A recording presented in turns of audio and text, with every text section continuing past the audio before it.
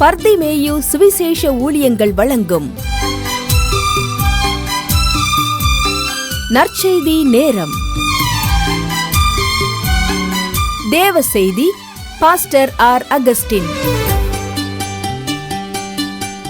இந்த நாளில் உங்களோடு மறுபடியும் எப்போதும் போல சந்திக்கவும் தேவனுடைய வார்த்தையை சொல்லவும் ஆண்டவர் கொடுத்திருக்கிற இன்னும் ஒரு நல்ல தருணத்திற்காய் எங்கு பார்த்தாலும் உஷ்ணங்கள், வெயில், சுட்டரிக்கிற வெயில். ஒரு பக்கம் அநேகருக்கு இந்த வெயிலை கண்டாலே பயம். அதன் மத்தியிலும் ஆண்டவர் காத்து இம்மட்டும் நடத்தி வருகிறார்.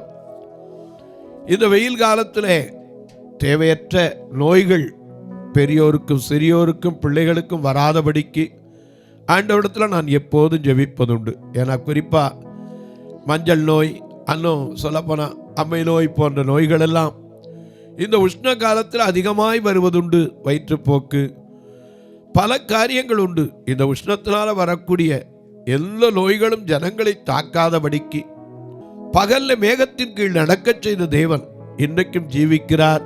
அவர் ஒவ்வொருவருக்கும் சுகம் தர வேண்டும், பலன் தர வேண்டும் என்று எப்போதும் போல உங்களுக்காய் ஜெபிப்பதற்கு முன்னே இன்றைக்கு உங்களோடு ஒரு காரியத்தை நான் தியானிக்க வாஞ்சிக்கிறேன். இயேசு இடத்துல அநேகர் போய் பல கேள்விகளை கேட்டாங்கன்னு வேதம் சொல்லுது.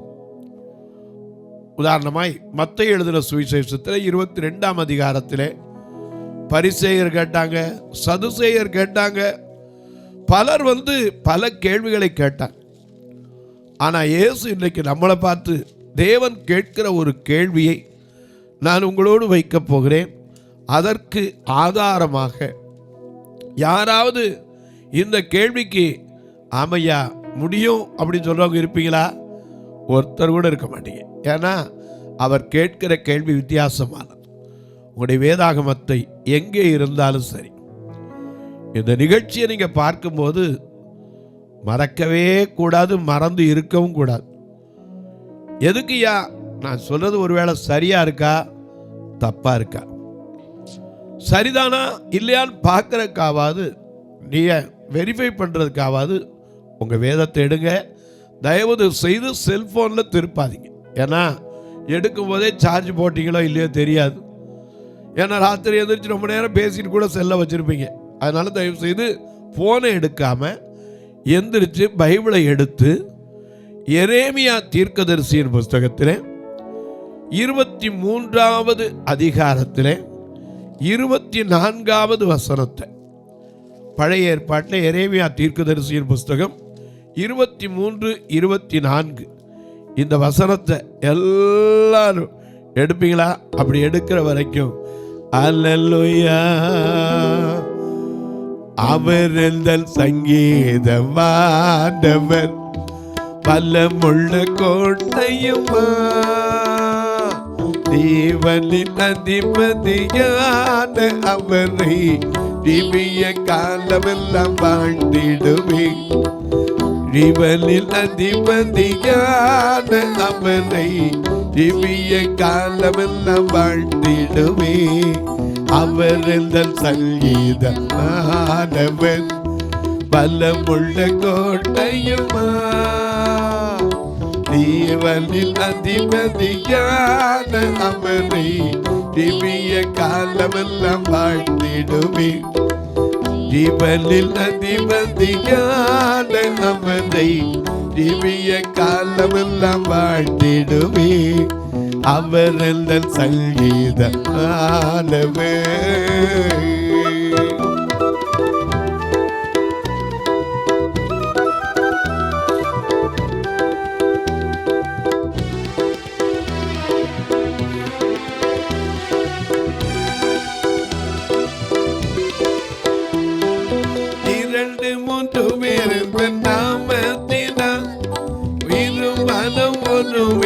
அவர் நடுவில்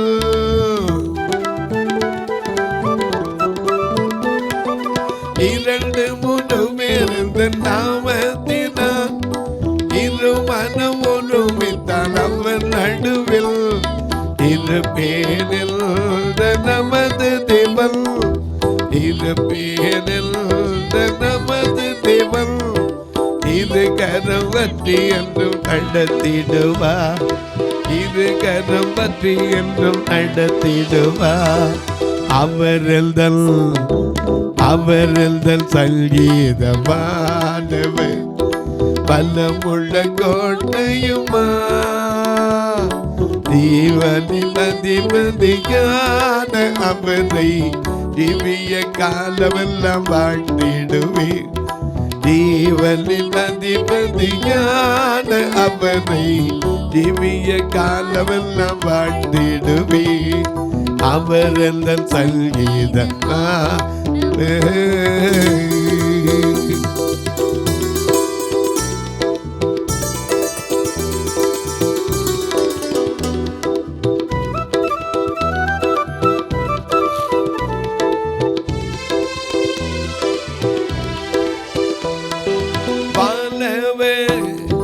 பாலவர் கிருதி சுனாமதை வாழ்நாள் முழுவதும் பாடிடுவே.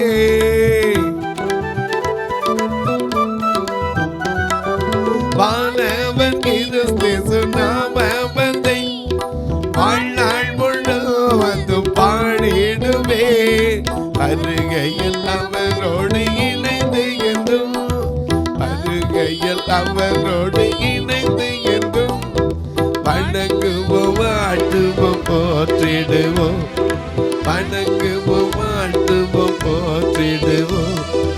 அவர்தான் சங்கீதமானவர், பலமுள்ள கோட்டையுமா, அதிபதியான அவரை திவ்ய காலமெல்லாம் வாழ்த்திடுவே. ஜீவனின் அதிபதியான அவரை திவ்ய காலமெல்லாம் வாழ்த்திடுவே. அவர் எந்த சங்கீதமானவர்.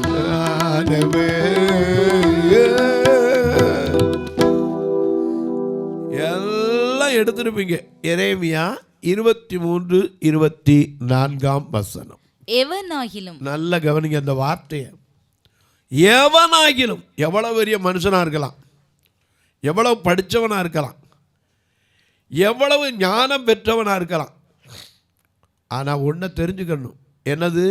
எவனாகிலும் தன்னை நான் காணாதபடி, நல்ல கவனிங்க, அவனை தேவன் காணாதபடிக்கு மறைவிடங்களில் ஒளித்துக் கொள்ள கூடுமோ என்று கர்த்தர் சொல்லுகிறார். ஆமா, ஆண்டவர் நம்மளை பார்த்து கேட்கிறார். சில நேரம் நம்ம நினைச்சுக்கிறோம், பூனை கண்ணை மூடிட்டா என்ன செய்யும், உலகம் இருட்டடைஞ்சிரும் நினைக்கிறோம். இல்லைங்க, ஒருத்தராலையும் ஒளிச்சு கொள்ள முடியாது. ஏன்னா அவருக்கு முன்பாக எல்லாம் வெளியரங்கமாக இருக்கிறது. வேதம் சொல்லுது, அந்தரங்கத்தில் பேசினா கூட வெளியரங்கமாகுமா. அதனால தான் யோபு 5:12 வாசிக்கிறோம், காரியத்தை நடத்த, அதாவது அந்தரங்கத்தில் காரியங்களை நடத்தக்கூடாத வரைக்கும் அவர் அபத்தமாக்குகிற தேவன் என்று யோபு 5:12 சொல்லுகிறார். தந்திரக்காரரின் கை, யோபு 5:12, தந்திரக்காரரின் கைகள் காரியத்தை முடிய நடத்தக்கூடாதபடிக்கு அவருடைய யோசனைகளை, உபாயம்னா யோசனைகள், உபாயங்களை அவர் அபத்தமாக்குகிறார். ஏன்னா நாம யோசிப்போம், எப்படி இல்லாம யோசிப்போம். அவர் நினைச்சா அதை நடக்க வைக்க முடியும். அவருக்கு தெரியாம ஒண்ணுமே என்ன செய்யாது, வாழ்க்கையில வராது, வரவும் கூடாது, வரவும் முடியாது. அதை நேரம் தெரிஞ்சிடல. ஏன்னா எதுக்கு இந்த வசனத்தை எடுத்தேன்னா, முந்தா நாள் ஒரு அம்மா சொன்னாங்க, பிரதர் என் புருஷன் எனக்கு ஒழிக்கிறாரு பிரதர். என்னம்மான்னு கேட்டேன். என்ன வயசு? 45 ஆச்சு, எனக்கு 40 ஆச்சு. அவர் செய்கிற காரியத்தெல்லாம் ஒழிச்சு எனக்கு தெரியாமல் செய்கிறார், அநேக காரியங்களை செய்கிறார்.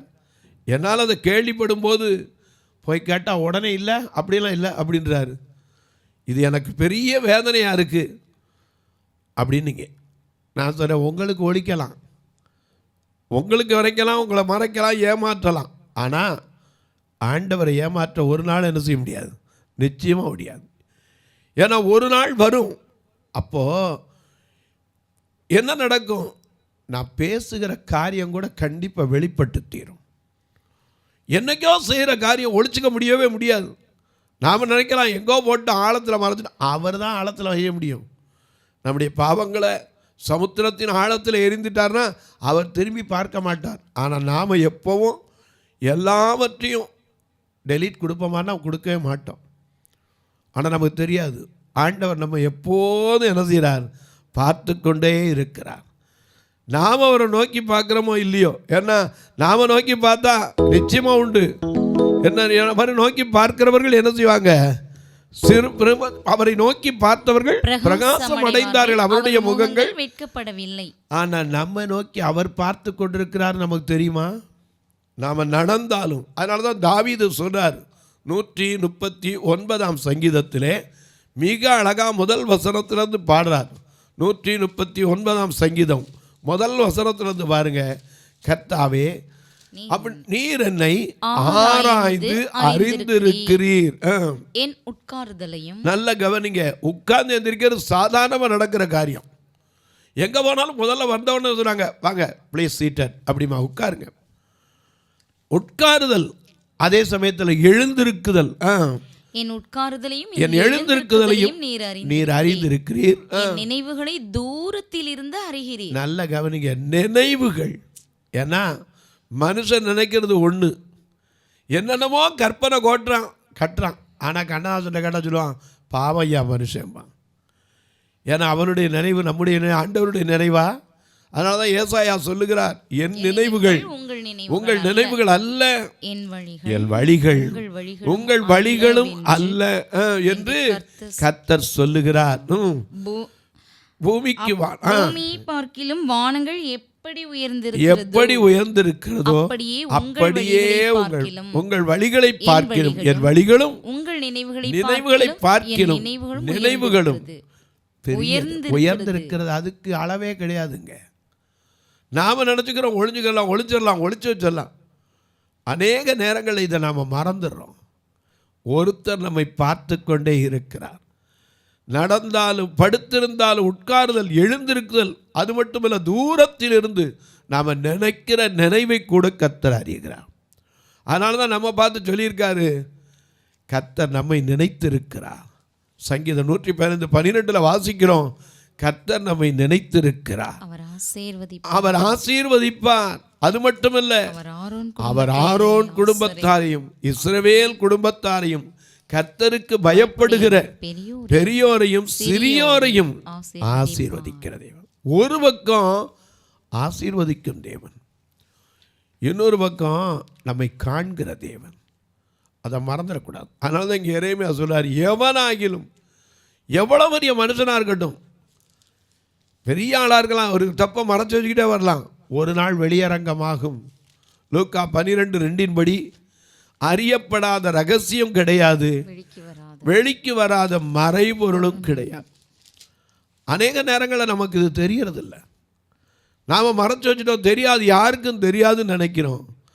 அவர் நம்மை காண்கிற தேவனாக இருக்கிறார். நாம் செய்கிற ஒவ்வொரு காரியத்திலும் அவர் நம்மோடு தான் இருக்கிறார்.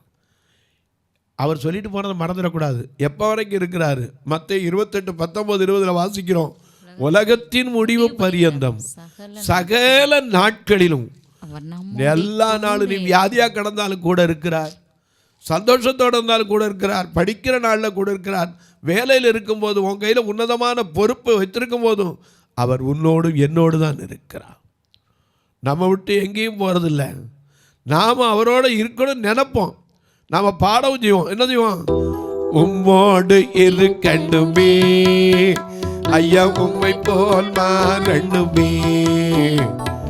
உம்மோடு ஐயா உம்மோடு ஐயா உம்மோடு இருக்கண்டுமே, ஐயா உம்மை போல் மாறண்டுமே.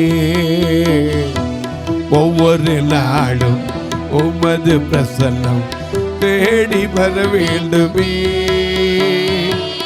ஓடி வர வேண்டுமே, உன்னோடு இரு கண்டுமே, ஐயா உம்மை போல் மாறண்டுமே, உம்மோடு இரு கண்டுமே, ஐயா உம்மை போல் மாறண்டுமே.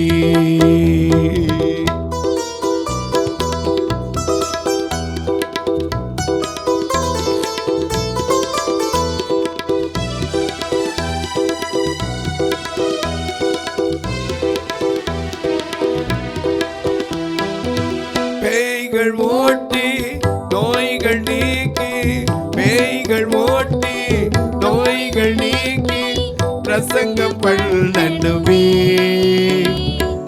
உலக ஆசை நினைவு எல்லாம் குப்பையாய் மாறணுமே. உலக ஆசை இச்சையெல்லாம் குப்பையாய் மாறணுமே. உம்மோடு ஐயா, உம்மோடு ஐயா, உம்மோடு இருக்கணுமே. ஐயா உம்மை போல் மாறணுமே. உம்மோடு இருக்கணுமே. ஐயா உம்மை போல் மாறணுமே. நம்ம ஆசை அவரோட இருக்கணும் தான். ஆனால் அவர் ஆசை எப்போ வரைக்கும்? உலகத்தின் முடிவு பரியந்தம், சகல நாட்களிலும். அதனால தான் தாவீது சொல்றார், நான் மரண இருளில் பள்ளத்தாக்கில் நடப்பேன், ஆனா பொல்லாப்புக்கு பயப்பட மாட்டேன். ஏன்? என் கூட அங்கே யார் இருக்கிறார்? என்னோட கூட இருக்கிறீர். கோலும் தடியும் என்னை தேற்றும். எனக்கு அன்பானவர்களே, எந்த மனுஷனும் ஒன்றை மறந்துடும். எதை செய்யும் போதும் சரி, எந்த காரியத்தை செஞ்சாலும் சரி, ஒன்றை தெரிஞ்சுக்கங்க, ஆண்டவருக்கு முன்னாடி ஒளிச்சு வைக்க முடியுமா? கண்டிப்பாக எவனாலையும் முடியாது. எந்த மனுஷனாலையும் முடியாது. ஏதோ மறைச்சு பார்க்கலாம், நம்ம முயற்சி பண்ணலாம், நாம் நினச்சிக்கலாம், ஐயோ நம்ம மறைச்சிட்டோம், யாருக்கும் தெரியாது. சிம்சோன் காசாவுக்கு போயிருந்தான். சிம்சோன் காசாவுக்கு போயிருக்கும்போது அங்கே ஒரு சத்தம் இல்லை, யாருமே இல்லை. ஒரு பெண்ணோடு போய் சேர்ந்தான். அப்படி போய் சேர்ந்துருக்கும் போது அவனுக்காக பெலிஸ்தியர் என்ன செஞ்சாங்க? பதிவிருந்தார்கள், இவனை பிடிக்கணும்னு சொல்லி. ஆனால் அவனுக்கு தெரியுமா? தெரியாது. அநேக நேரங்களில் நாம் நினைக்கிறோம் யாரும் இல்லை, ஒருவர் நம்மோடு இருக்கிறார். யாரும் இல்லை எனக்கு என்று தனிமையில் அழுதேன், நான் இருக்கேன் என்று சொல்லி கட்டி அணைச்சிங்க. யாரும் இல்லை என்று தனிமையில் அழுதேன், நான் இருக்கேன் என்று சொல்லி கட்டி அணைச்சிங்க. அப்பா கட்டி அணைச்சிங்க, கட்டி அணைச்சிங்க, ஐயா கட்டி அணைச்சிங்க, கட்டி அணைச்சிங்க. யாரும் இல்லை, யாரும் இல்லை, யாரும் இல்லை என்று சொல்லி தனிமையில் அழுதேன், நான் இருக்கேன் என்று சொல்லி கட்டி அணைச்சிங்க. யாரும் இல்லைன்னு நினச்சி நாம் நினைப்போம், நம்ம கூட ஒருத்தர் என்ன செய்கிறாரு? இருக்கிறார், எப்போதும் இருக்கிறார். எது வரைக்கும் இருக்கார்? பிறந்த நாள் முதல். நம்ம பாருங்க, பிறந்த நாள் முதல் இந்த நாள் வரை, பிறந்த நாள் முதல் இந்த நாள் வரை எந்தென்னையோ நன்மை செய்தீரே ஐயா, எந்தென்னையோ நன்மை செய்தீரே. அன்பின் தெய்வமே, என்னை நடத்தும் தெய்வமே, அன்பின் தெய்வமே, என்னை நடத்தும் தெய்வமே, நன்றியோடு உம்மை பாடுவே, நான் நன்றியோடு உம்மை பாடுவே. பிறந்த நாள் முதல் இன்னைக்கு வரைக்கும், இந்த நிமிஷம் வரைக்கும் நம்ம பார்த்துக்கிட்டே இருக்கிற ஒருத்தர். தாய் கொஞ்ச நாள் பார்ப்பாங்க, அதுக்கப்புறம் விட்டுருவாங்க. அதுக்கு முன்னாடி பார்த்தா பிள்ளைகளுக்கு பிடிக்காது. எந்த நேரமும் என்னை பார்த்துக்கிட்டே இருக்க, என் மேலே கண்ணாவே இருக்காமா. ஆனால் அவர் கண்ணோக்கமாக இருக்கிறார். நடந்தாலும் படுத்திருந்தாலும். சங்கீதக்காரன் சொல்கிறது அருமையாக இருக்குது. கர்த்தாவே, நீர் என்னை ஆராய்ந்து அறிந்திருக்கிறீர், என் உட்காருதலையும் எழுந்திருக்குதலையும் அறிந்திருக்கிறீர், என் நினைவுகளை தூரத்திலிருந்து அறிகிறீர். நான் நடந்தாலும் படுத்திருந்தாலும் என்னை சூழ்ந்திருக்கிறீர். என் வழிகள் எல்லாம் உங்களுக்கு தெரியும். நம்மளால இப்படி சொல்ல முடியுதா? நம்ம வழி கேட்டா சொல்லுவோம், யாருக்கு எங்கே வர அதை சொல்லணுமா? எவனாகிலும் இந்த வார்த்தையை குறிச்சுக்கோங்க. நீ ஒருவேளை ஒரு அலுவலகத்தில் பணியாற்றலாம், தவறு செய்யலாம், யாருக்கு தெரியும் நினைக்கலாம். ஒருவேளை உன் கொடியில் கொடுக்கப்பட்ட பொறுப்பில் மறைத்து யாருக்கும் தெரியாதுன்னு நினைக்கலாம். ஒருத்தருக்கும் தெரியாது, உண்மைதான். உன் கூட இருக்கிறவங்க கூட தெரியாது. என் கட்டி இருக்கிற புருஷனுக்கு கூட தெரியாமல் மனைவிகள் இன்றைக்கு தவறாக நடக்கலாம். ஆனால் ஒன்றை தெரிந்து கொள்ளுங்கள், கர்த்தருக்கு தெரியாமல் நடக்கவே முடியாது.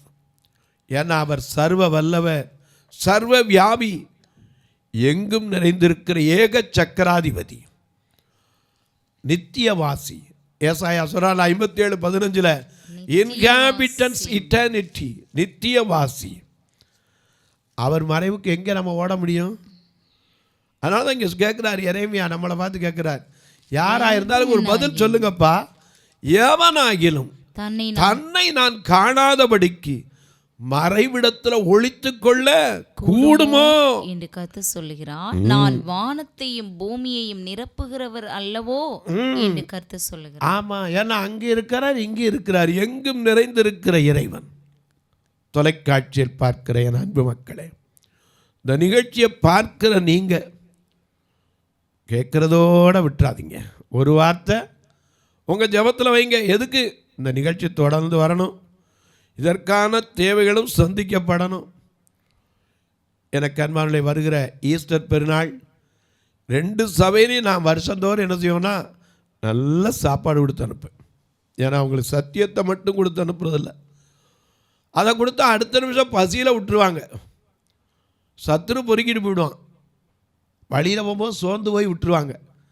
நல்லா சாப்பிட வச்சு தான் அனுப்பேன். நீங்களும் கர்த்தர் ஏவினார் எல்லா ஞாயிற்றுக்கிழமையும் சாப்பாடு உண்டுங்கள். பிறந்த நாள், திருமண நாள் போன்ற நல்ல நாட்கள் ஒரு நாள் உணவு கொடுக்க உதவலாம். உங்களுக்கு அன்பான இழந்த நினைவு நாட்கள், இப்படிப்பட்ட காரியத்தில் கர்த்தர் ஏவினால் நீங்களும் தொடர்பு கொள்ளலாம். அது மட்டுமல்ல, ஒரு நாள் நிகழ்ச்சியை தாங்கலாம். இந்த பார்வையற்றோர் மரித்தா கூட சொந்தக்காரன் கடைசி ஈமக்கிரியை கூட கை நீட்டு வரமாட்டேன்னா. போன மாதத்தில் எங்கள் இதில் ஒரு பெண் கேன்சர் ஆப்ரேஷன் நடந்தது, வயிற்றில் பெரிய கட்டி இருந்து ஆப்ரேஷன் நடந்தது. அவளுக்கு எவ்வளவோ அரசாங்க மருத்துவமனையில் தான் வைத்து பார்க்க முயற்சித்தேன். ஏன்னா அதுக்கு மேலே பணம் கொடுத்து பார்க்க முடியல. சபையிலேருந்து முடிந்த அளவு ஒரு 10,000 ரூபா கலெக்ட் பண்ணி கொடுத்தோம், கடுதிரி அவங்ககிட்ட இருந்தோம். எவ்வளவோ பார்த்தாங்க, கடைசியில் அவள் மரித்தாள். சொந்தக்காரன் முறை வந்தவன் எப்போ வந்தான் தெரியுமா? அடக்கம் முடிஞ்ச பிறகு தான் வந்தான். இன்றைக்கி பார்வை இழந்து போயிட்டால் எல்லோரும் தள்ளி விட்டுறாங்க. இப்படிப்பட்ட மக்களுக்கும் ஒரு நல்ல ஃபியூனரல் ஃபண்டு எப்போ வச்சுருக்கணும்.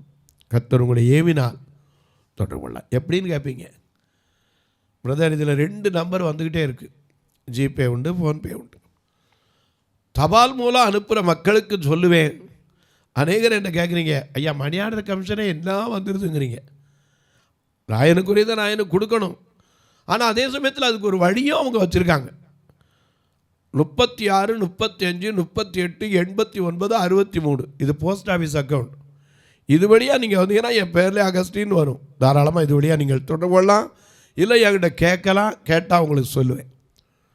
அது மட்டும் இல்லை, உங்கள் ஜபக்காரி எது இருந்தாலும் காலை 10லேருந்து 5 மணிக்குள்ளே எப்பவும் சொல்லலாம். பார்வையற்ற சகோதரிகளுக்காக, வயதான தாய்மார்களுக்காக ஒரு கட்டுமான பணி நடத்த ஜபத்தோடு காத்திருக்கிறோம். இது வரைக்கும் 15 சதுரடிக்கு அநேகர் எழும்பி இருக்கீங்க. எனக்கு ஆசை 700 சதுரடிக்கு எந்திரிக்கணும். ஆரம்பித்து வைக்கிறது அற்பமான ஆரம்பமாக இருந்தாலும் அதை அசட்டை பண்ண முடியாது. கர்த்தர் சம்பூர்ணமாக முடித்து வைப்பார். நீங்களும் அதற்காக ஜெபியுங்கள். ஏன்னா 2 கண்ணும் போன பின்னாடி நல்லா கண் இருக்கிறவங்களுக்கே இன்றைக்கி ஒரு வயசான காலத்தில் அவங்க படுற பாட நீங்கள் கண்ணார எத்தனையோ பேர் பார்த்துருப்பீங்க.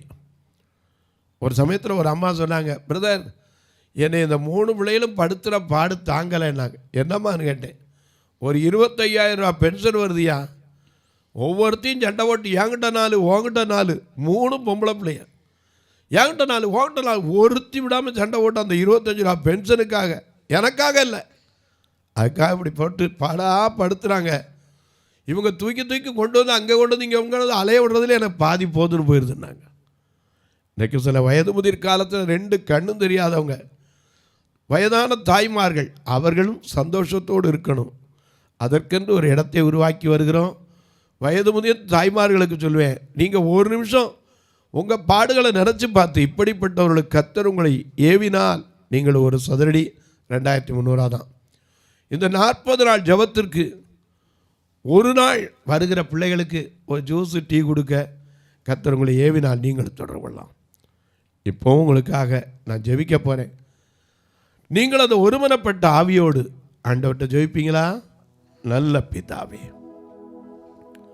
எவனாகிலும் தன்னை நான் காணாதபடிக்கு மறைவிடத்திலே ஒளித்துக் கொள்ள முடியுமா? எங்க முயற்சி பண்ணி பாருங்க. நிச்சயமா எரேமியா 2:26 படி திருடன் அகப்படும் நாளில் வெட்கப்படுகிறது போல என் ஜனமாகிய இஸ்ரவேல் வெட்கப்படும் என்றாரே, அப்படி நிச்சயமா வெட்கப்படுத்தான் தீரணும். தயவு செய்து ஆண்டவரே, நான் அறியாம செய்திருக்கேன், என்னை மன்னிங்கன்னு கேளுங்க. அவர் மன்னிப்பார், மறுவாழ்வளிப்பார், மறுபடியும் நமக்கு கூட இருந்து நடக்க வேண்டிய வழியை காட்டி ஆசீர்வதிப்பார். அன்பின் தெய்வமே, தேர்வு எழுதுகிற பிள்ளைகளுக்காய் ஜெபிக்கிறேன். ரிசல்ட்டை எதிர்பார்த்திருக்கிற பிள்ளைகளுக்காய் ஜெபிக்கிறேன். வயது முதிர்ந்த தாய் தகப்பன்மாருக்காய் ஜெபிக்கிறேன். வியாதி படுக்கையில் இருப்போருக்காய் ஜெபிக்கிறேன்.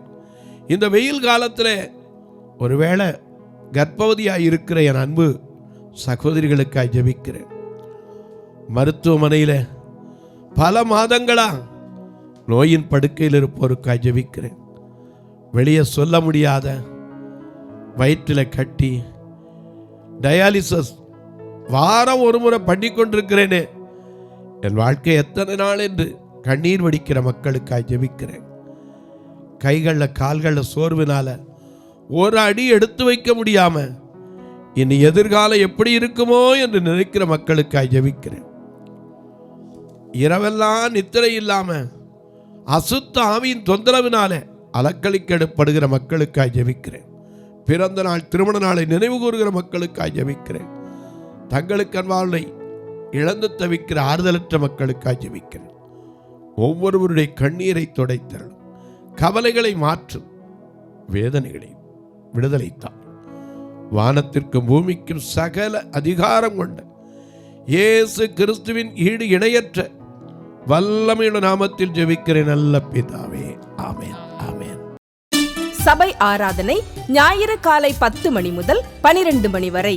இடம் பர்திமேயு சுவிசேஷ ஆலயம், அன்னை சத்யா நகர், இளமனூர் அஞ்சல், சக்கிமங்கலம் வழி, மதுரை மாவட்டம். பின்கோட் 625201 மற்றும் பர்திமேயு சுவிசேஷ ஜெப வீடு, flat number 107, Eden garden, Muthur, Tirunelveli. Pincode 627011. சிறப்பு உபவாச கூட்டம் ஒவ்வொரு மாதமும் 2வது சனிக்கிழமை காலை 10 மணி முதல் 1 மணி வரை நாகர்கோவில் YMCA ஹாலில் வைத்து நடைபெறுகிறது. மற்றும் ஒவ்வொரு மாதமும் 4வது சனிக்கிழமை காலை 10 மணி முதல் 1 மணி வரை திருநெல்வேலி புதிய பேருந்து நிலையம் அருகில் உள்ள கிரேஸ் ஹாலில் வைத்து நடைபெறுகிறது. எங்கள் எல்லா ஆராதனைகளிலும் கலந்து கொண்டு தேவனை மகிமைப்படுத்த அன்பாய் அழைக்கிறோம். உங்கள் உதாரத்துவமான காணிக்கைகளினால் இவ்வூழியத்தை தாங்க விரும்பினால் R Augustine, account number 5021364331, IFSC code IDIB 000B066, Indian bank, BP Kulam, Madurai. GPay number 9842181917, BGM ministries மற்றும் 9442559772, பிளைண்ட் மினிஸ்ட்ரீஸ் அகஸ்டின். உங்கள் தொடர்புக்கு பாஸ்டர் ஆர் அகஸ்டின், பர்திமேயு சுவிசேஷ ஊழியங்கள், நாகமலை, புதுக்கோட்டை, மதுரை 625019. தொலைபேசி எண்கள் 9842181917 மற்றும் 9442559772. கர்த்தர் தாமே உங்களை ஆசீர்வதிப்பாராக.